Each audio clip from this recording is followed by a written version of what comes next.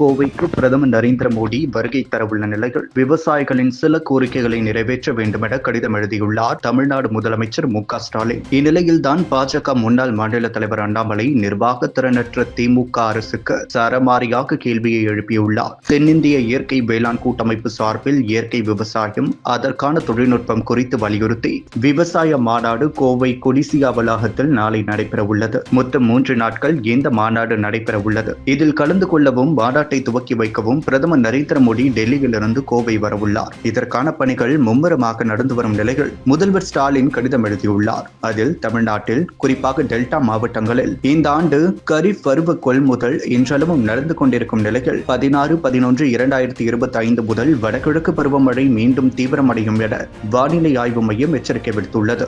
இது கொள்முதல் செய்யப்படும் நெல்லில் மீண்டும் பாதிப்பை ஏற்படுத்தும். எனவே விவசாயிகளுக்கு நன்மை கிடைக்கும் வகையில் ஈரப்பத அளவு தளர்வு உத்தரவினை விரைவாக வழங்கிட வேண்டும் என்று முதலமைச்சர் இந்திய பிரதமரிடம் கடிதம் மூலம் கேட்டுக் கொண்டுள்ளார். இந்நிலையில் விவசாயிகளுக்கு பாதுகாவலன் போல் நாடகமாடும் திமுகவுக்கு அதிர்ச்சியை கொடுத்துள்ளார் பாஜக முன்னாள் மாநில தலைவர் அண்ணாமலை. இவர் சமூக பக்கத்தில் வெளியிட்டுள்ளதாவது: தமிழக நெல் விவசாயிகளுக்கு கொடுத்த வாக்குறுதிகள் ஒன்றையும் நிறைவேற்றாமல் ஒவ்வொரு ஆண்டும் நெல் கொள்முதல் செய்ய வேண்டும் என்றே தாமதத்தை ஏற்படுத்தி பல்லாயிரக்கணக்கான நெல் மூட்டைகள் மழையில் நனைந்து முளைவிட துவங்கிய நிலையில் திமுக அரசுக்கு விவசாயிகள் எதிர்ப்பு தெரிவித்ததும் மத்திய அரசுக்கு கடிதம் எழுதுகிறோம் என்ற ஏமாற்று வேலை நடத்தி கொண்டிருக்கிறார் முதலமைச்சர் ஸ்டாலின். கடந்த 4 ஆண்டு திமுக ஆட்சியில் சேமிப்பு கிடங்குகள், உணவு கிடங்குகள் அமைக்க 309 கோடி ரூபாய் செலவிட்டதாக திமுக அரசு கூறியுள்ளது. ஆனால் விவசாயிகள் இன்றும் சாலையில் நெல்லை உலர வைக்கும் அவலம் தொடர்கிறது.